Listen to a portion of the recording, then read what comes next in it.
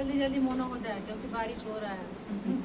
दिखते हैं बड़ी मेहनत से वीडियो बन रहा है। बहुत मेहनत लगता है, पसीना देखिए अलग हो रहा है। बिल्कुल सही बोली है मासी। जरा इतना बता दे काना तेरा रंग काला क्यों, जरा इतना बता दे काना तेरा रंग काला, जरा इतना बता दे काना तेरा रंग काला क्यों, जरा इतना बता दे कान्हा तेरा रंग काला क्यों। तू काला हो करके जग से निराला क्यों, तू काला हो करके जग से निराला क्यों। तू काला हो करके जग से निराला क्यों, तू काला हो करके जग से निराला क्यों। मैंने काली रात में जन्म लिया, मैंने काली रात में जन्म लिया।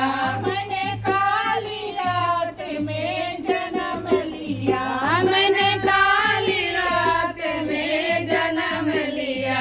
मैंने काली गाय का दूध पिया, मैंने काली गाय का दूध पिया।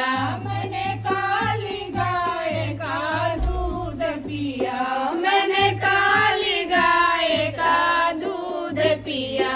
मैं इसीलिए काला हूँ जग से निराला हूँ, मैं इसीलिए काला हूँ जग से निराला हूँ। मैं इसीलिए काला हूँ जग से निराला हूँ, इसलिए काला हूँ जग से निराला हूँ। जरा इतना बता दे काना तेरा रंग काला क्यों, जरा इतना बता दे कान्हा तेरा रंग काला क्यों।